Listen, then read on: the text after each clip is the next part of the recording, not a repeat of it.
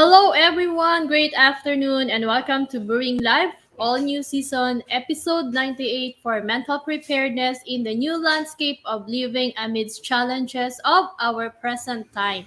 Brewing Live is a community service of Decaf Coffee Republic, our coaching hub, and home of certified life coaches here in the Philippines.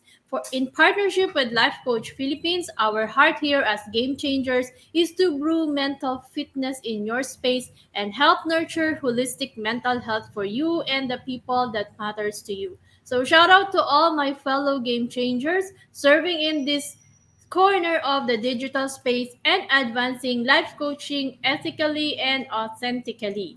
Giving is a lifestyle that never goes out of style, so I encourage you to expand your heart today by supporting the works that we do by blessing Decaf Coffee Republic with your food and beverage order.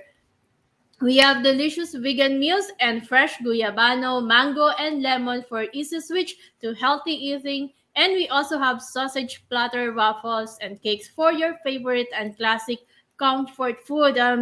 We just ordered a box of insulin wine, and that's one also of the products that the Coffee Republic carries. So check it out.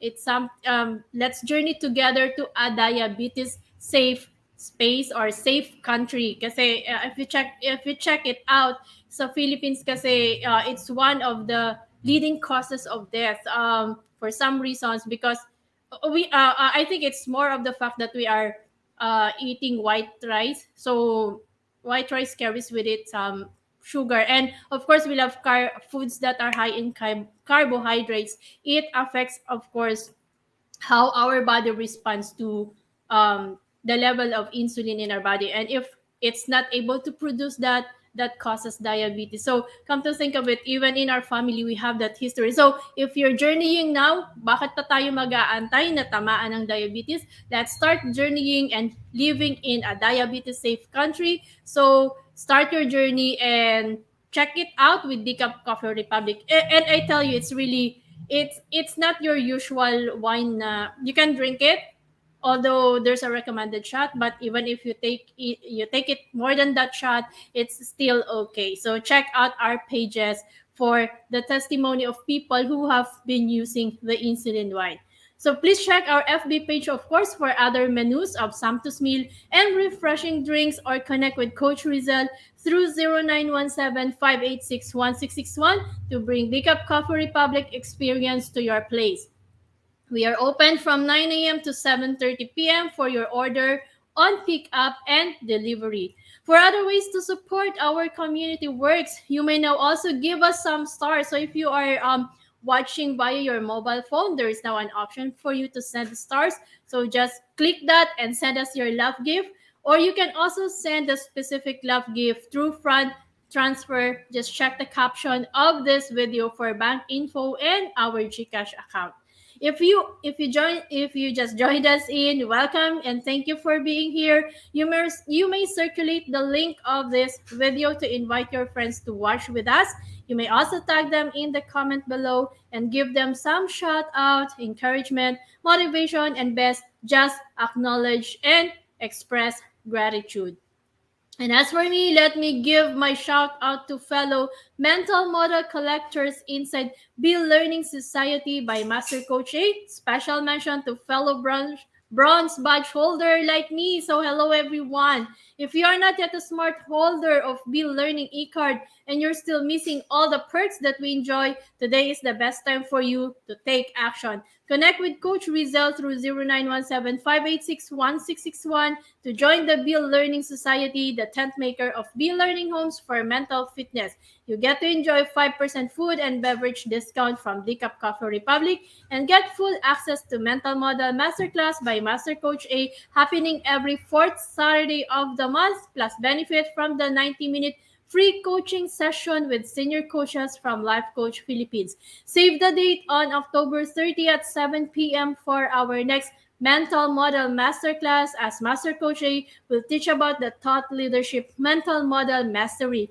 Learn the Thought Leadership Mental Model and discover how to become a 21st century knowledge entrepreneur. So I'm inviting you everyone. It's really a great way to know more about how we are responding, how our brain works. 'Di ba mas maganda pag alam mo kung paano tumatakbo yung mind mo because that can really give you the right action or the right response to every situation. So join us. It's really an exciting class every month. And of course, you can join us early on even if the next mental model class is on October 30 so that we can also you can join in our conversation and of course you can also connect with us so that we can help you understand what was the previous class and how it is going to be connected to our next mental model masterclass. Just connect with Coach Rezzhel through 0917-586-1661. But before I start my moving on for today's episode, I will be sharing to you the decision to make decisions. So please do tag your friends, forward this video link, and invite others to join our conversation on mental preparedness. How is decision making affecting our mental preparedness or our mental fitness? I am life coach Tindy Hoya. I am a certified CACC professional life and mental health coach from Life Coach Philippines. If this is your first time joining me, I am of course life coach teen, and I am also a community manager, a public speaking scholar, and a master builder apprentice of Master Coach A, where we help you build a tribe to reach your unstoppable dream. I also have my own community. I am the founder and creator of a Woman's Epiphany coaching community, and my mission is to help women have that intention to make the decision to be the mom, wife, and woman they are meant to be so that they can create a safe mental and emotional space for a family that thrives. So if you are watching this on a replay, comment hashtag replay and do send us a message if you wish to connect with any of the points that resonates with you. You may also find the YouTube link where you can watch the replay of all episodes of Brewing Live in the caption of this video. Please do follow and subscribe to the channel so you'll be notified when new learning videos becomes available. So before I start, let me say hello to our coaches who have joined us in. We have Coach Maureen. Hello, Coach Mau. Master Coach Hasmin, Coach Rezzhel, and of course, Coach Candy watching from YouTube. We have also Coach Nord, of course, my better half, Coach Sean. So thank you everyone for joining us and thank you for tagging along some friends. Let's start. Um, the decision to make decision. Is it really difficult to make a decision? For the time we wake up, there's always the should I snooze the alarm or wake up? Should I drink coffee or lemon turmeric? So decisions. We make thousands of choices every day, often automatically using mental shortcuts we have created over years of experience. We respond to of course to decisions based on the mental models that we actually have in our mind, however in our brain. However, we are not really so familiar with the mental models, but when we were studying mental models, I get to really understand how my brain responds. And there's such a term that we there are terms that we use to understand how our brain responds. So for example, in decision making, how do you make decisions? Are you making decision for the success that you want, or you're making decisions so that you will not have those regrets, you will evade pain? Whatever that decision is, we are using mental shortcuts or mental models. In my case, I've been aware, or I just come into awareness that I am usually using the stepping stone. It's a mental model for success. Diba? When you make decisions, I always have to weigh the pros and cons. And I have to see the perspective of what will the possible consequence be. But if you're not really careful about how you see those things, it will not lead you to the right result that you want. So when you're using stepping stones, it's not linear. It's more of it has different ways that allows you to strategize. So that's one of the models that I'm using. When I've been reflecting, I've been seeing that whenever there is a decision, especially if it's a major one, I have this pros and cons and possibilities that where I can get the result I want. So it's really great to understand how your mind works. So if you're someone interested to really start understanding yourself, joining us in the mental model masterclass will help you a lot. So decision making is actually a process where we use to identify and choose alternatives that produces a final choice which may or may not result in an action. So depende kung paano tayo na magdesisyon, it can either make us move or it can make us just stay input or stagnant. In neuroscience, researchers found that there are several brain structures that are involved in decision making. Well, there is what we call the anterior cingulate cortex, orbitofrontal cortex, and the ventromedial prefrontal cortex. However, we don't have to memorize that. What we are trying to understand here is that these three cortices is interestingly responds in a different way or behaves in a different way. In a study conducted in some participants, it showed that there are different patterns of activity in our brains depending on whether we are told to do something or we are the ones freely deciding how to act. So when it comes to decision making, our brain doesn't react in the same way if we're following directions from someone else. So imagine how life would be if you're really the one in control or you're really the one responsible for the decisions that you make in life. You're the one taking responsibility. How would your life really look like? At times it's really it somehow affects our mental fitness when it comes to decision making, because when we're not making the right decisions, we often beat ourselves at dun din na-form ang mga self-limiting beliefs natin, because there are instances that we failed, there are instances that when we took action, nothing works. So let's talk about the four decisions we make. They say that we have four decisions that we usually make. First is the decision that only you can make. Yung ikaw lang talaga ang nagde-decide. Second is the decisions that others make for you, wherein you take action because someone decided for you. There are also decisions that you cannot afford to make. Kahit anong gawin mo, hindi mo talaga siya kayang gawin. Kaya hindi ka makapag-decision para doon to take action. And decisions you cannot afford not to make. So magkaiba po siya. One is you cannot afford to make. One is a decision that you cannot afford not to make. So dalawa siya. Yung una din you can make and others can make for you.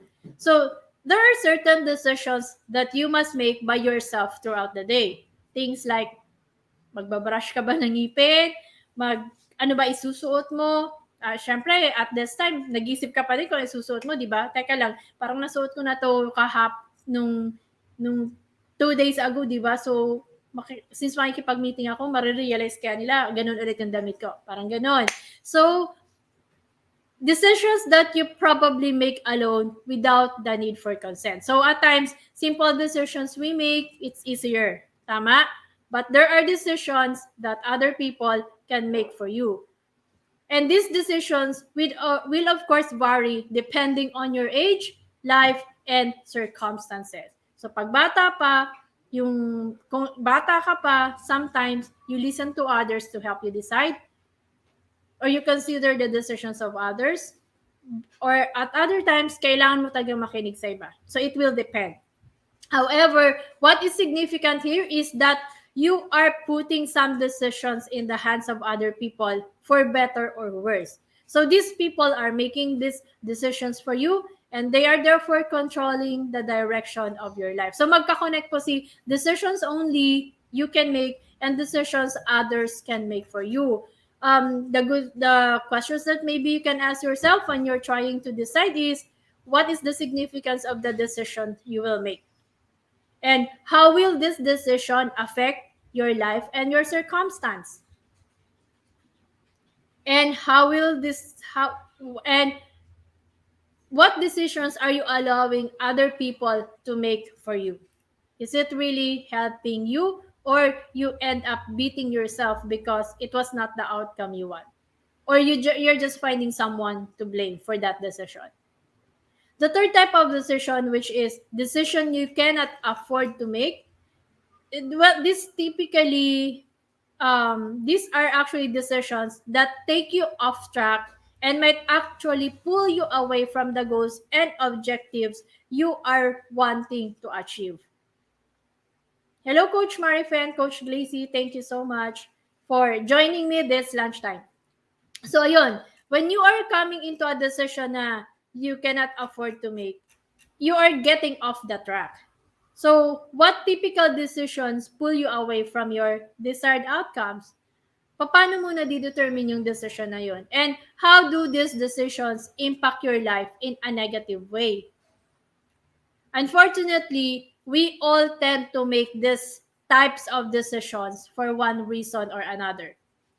At times, we might overcommit to something, or we might fall into instant gratification traps. So, minsan talaga yung mga decision natin, ayaw natin ng matagal or may delay kasi gusto natin, parang feeling natin instant success agad, di ba? Or parang yung gratitude agad, di ba? Yung gratification agad. Parang nasatisfy yung pleasure part.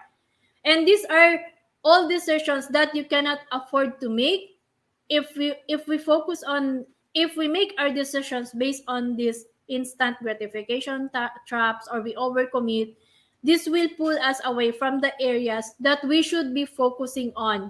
So, however, we really all do this. I am not an exception to that.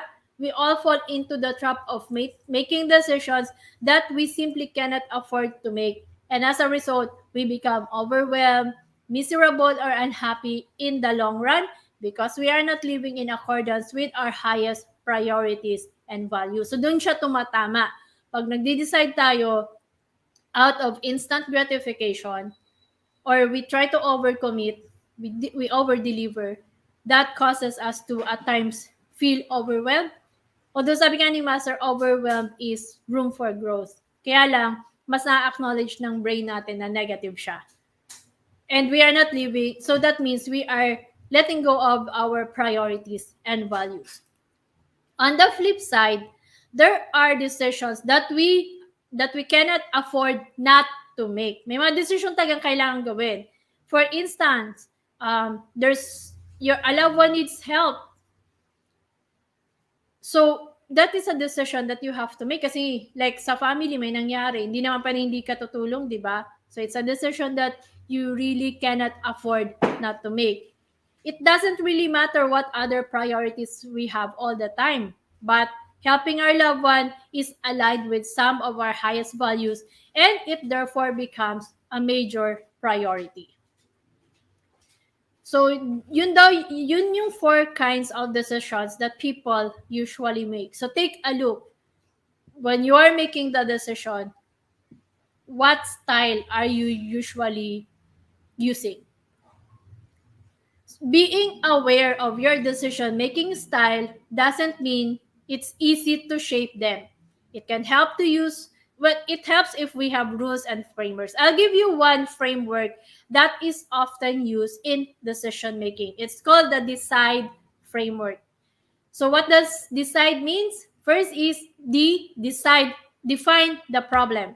So take a step back, ensure you really understand the problem at hand, and know what the priority is to make a decision. So define mo muna yung problem. So it's the first, when you make a decision, yun muna. Problem ba siya or situation? So define it first. Then E is establish the criteria.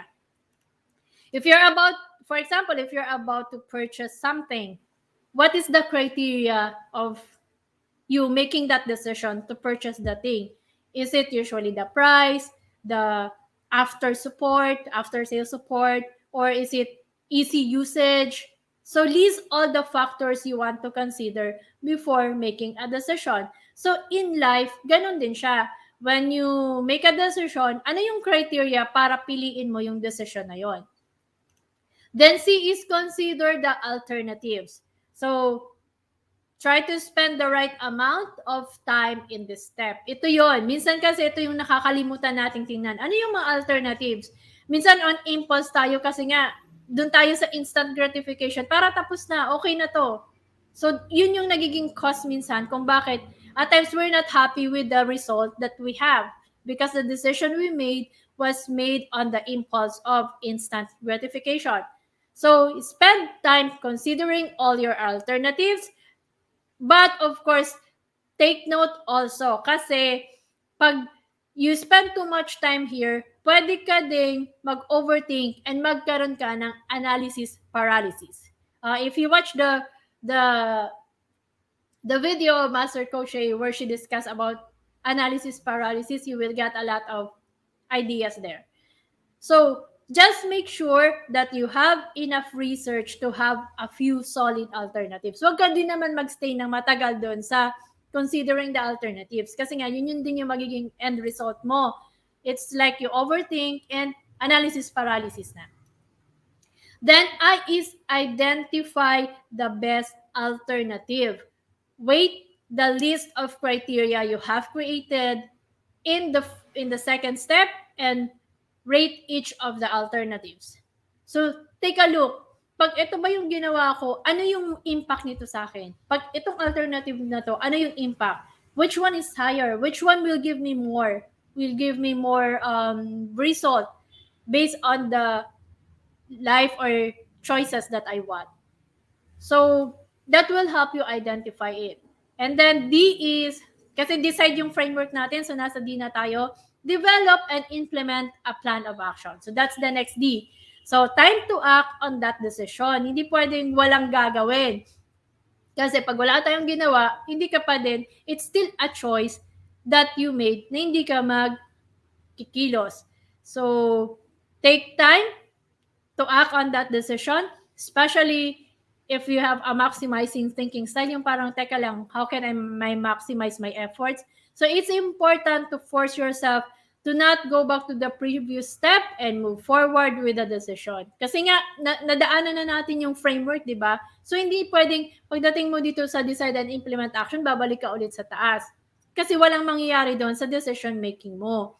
And then finally, evaluate the solution. In order to make better decisions over time, examine the outcomes and the feedback you get. So, babalik pa din. Kailangan pa din ang feedback during your decision making. So, it helps that it would be great if you really have an accountable body with you to see if you're making the right decision or not.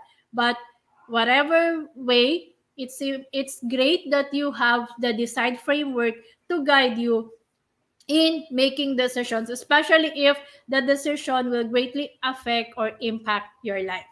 So, I'll give you some guidelines for better decision making. First is don't hesitate.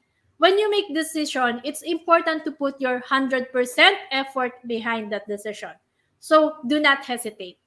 Hesitation only will brings you uncertainty and doubt, which is not good for your mental health. It will affect your mental fitness when there is hesitation. So you must either commit fully and wholeheartedly to the decision or refrain from making the decision in the first place. However, when you hesitate, you are missing the opportunity. Kaya minsan meron tayong regrets and oftentimes we wallow in those regrets. So, when you make a decision, go for it. Then, of course, another guidance is don't change your decisions quickly. The one thing worse than hesitation is unnecessarily delaying your decision is changing your decisions too quickly. Yung nag-decide ka, tapos shift ka agad, it's not healthy for you because you are taxing your brain too much. Of course, it's vigilant. You're going to be vigilant. You check the circumstances and conditions. Kaya nga magandang gamitin mo yung framework na decide for you to be able to come up with the great decision. So, pero, syempre, be aware also of the spur of the moment decisions or actions because it will also not be helpful. Kaya nga tayo may framework for us to guide us or to help us in making decision. para hindi ka din change ng change. Kasi pag change ka din ng change, it will affect your mental fitness in the long run. Kasi hindi mo alam, parang you would be caught in yung parang season ng emotion mo na, paano kung ginawa ko to? Paano kung hindi? Paano kaya ako nag-push through to? Ano kayang result? Paano pag hindi? Ayan. So, you're caught up in that and it's not helping you in your life. Then, another guideline is don't make assumptions. It's important that you never base your decision on assumptions, past experiences, or upon standard practices. It's possible that what works in the past may not work in the present moment. At times, we love to make assumptions. But remember, it's important to never base your decisions on assumptions.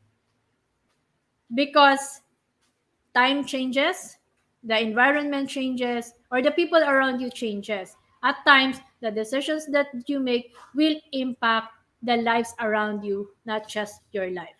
Don't assume that what is widely accepted is either right or wrong. Instead, do some research and identify what works best for you in your particular circumstance. We often make assumptions throughout the day. Every day, we make decisions and there are already assumptions or preconceived ideas in our mind. Well, assumptions are important because they help us fill in the blanks without us needing to acquire more. Parang pag may assumptions ka na, alam mo na.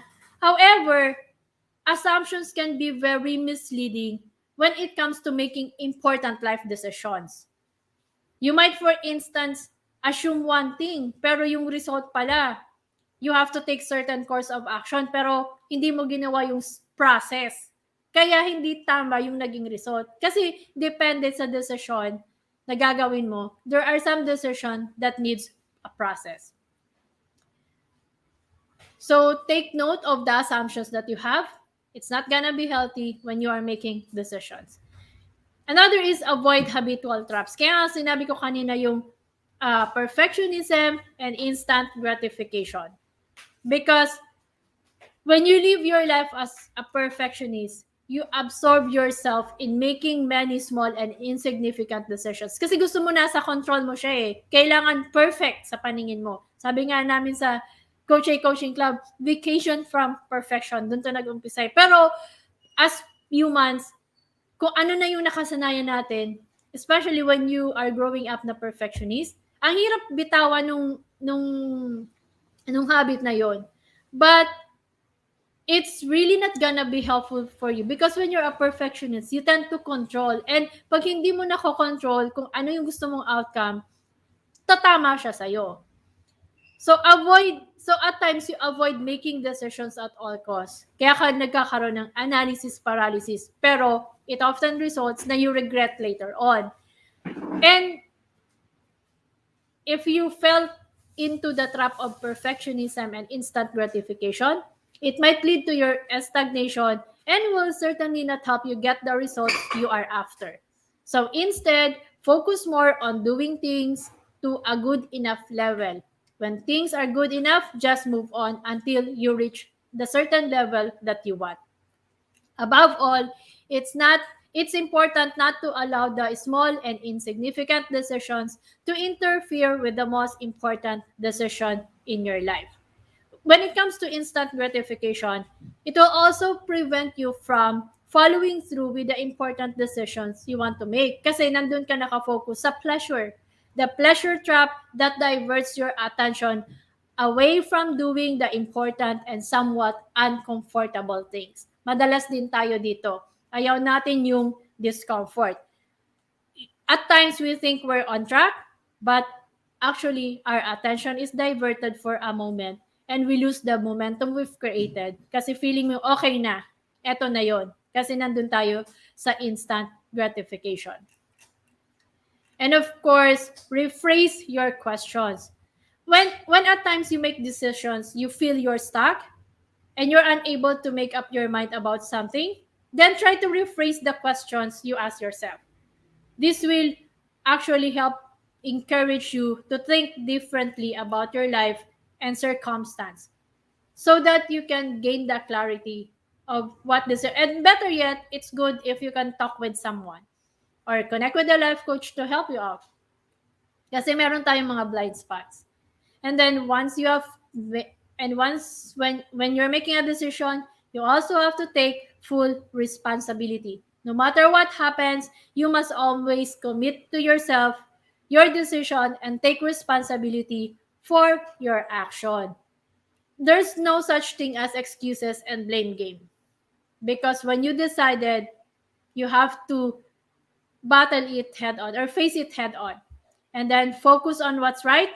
When you make a decision, focus on what's right and not who's right. More often kasi when we decide, pag hindi maganda, we blame others. So focus on what is right and and work work it out, get to a position of integrity and honor. Base your decision on what is best for you, best for others, and serves the greater good. Dapat may criteria ka din. Kaya balik ka sa framework na decide. Tingnan mo ano yung criteria dun sa decision mo. Because at the end of the day, the best way to improve your decision making is to consistently make bigger and bolder decisions each and every day. Of course, we will make mistakes, but we will learn from those mistakes. And the more decisions we make, the more we will learn, and the more we learn, the better decisions we will make in the future. Making decisions, significant decisions on a consistent basis can, of course, dramatically alter the course of our life. Not only because you are making these decisions, but because you are taking the bolder steps moving forward that will help boost your self-confidence, thereby inspiring the courage you need to live with more purpose. So that's the value of the decisions that you make. Thank you everyone for joining me today and supporting the advancement of mental fitness. Because of the ongoing GCQ, our free talk on mental preparedness every Saturday at 4 p.m. is temporarily put on hold, but you can still connect with us for any of your coaching needs 24/7, and we will support you in the best possible way. And if you are interested to become a professional service provider, either as a life coach or mental health coach, connect with Coach Rezzhel through 0917 to know more about the Proactively Co-Create Life Certification Program by Mastercard. We have an upcoming certification, so you still have time to enroll. Connect with us. If you have questions, we would be happy to help you with your inquiries. The upcoming certification is scheduled this October 16, 23, and 30. So just connect with me, or you can directly connect with Coach Rezzhel at 0917-586-1661. We are now also and of course, the good news is our certification comes now with CPD units. So you're the first batch who will have the CPD units. Hindi ba exciting siya? Especially if you're someone who's working in the government. You can use the CPD units for your application for promotion. So or if you're renewing licenses, that's gonna help you out. You will automatically have 40 units when you join the Coactively Co-Create Life Coach Certification Program. And of course, it gives you an added value as a life coach in any workplace or organization that you belong to. And we are also accepting application for mental health certification and internship program with limited slots. So make sure that you make the reservation with Coach Rezzhel. So join us back tomorrow, same time and same digital space for episode 99, The Power of Sleep. Gusto ko to, Power of Sleep. Paano nga ba matulog ng maayos? By Coach Candy Teng. The Cup Coffee Republic is of course located inside Pioneer Center compound, or widely known as PC. We are just across Bayanihan Center in Pioneer Road, corner Brixton and United Streets, Capitolia, Pasig City. So I am Life Coach Tindy Joya, mentally fit to serve you in behalf of Life Coach Philippines. This is us in the Philippines. Love, bam, boom. See you tomorrow. Love, bam, boom. Bye-bye.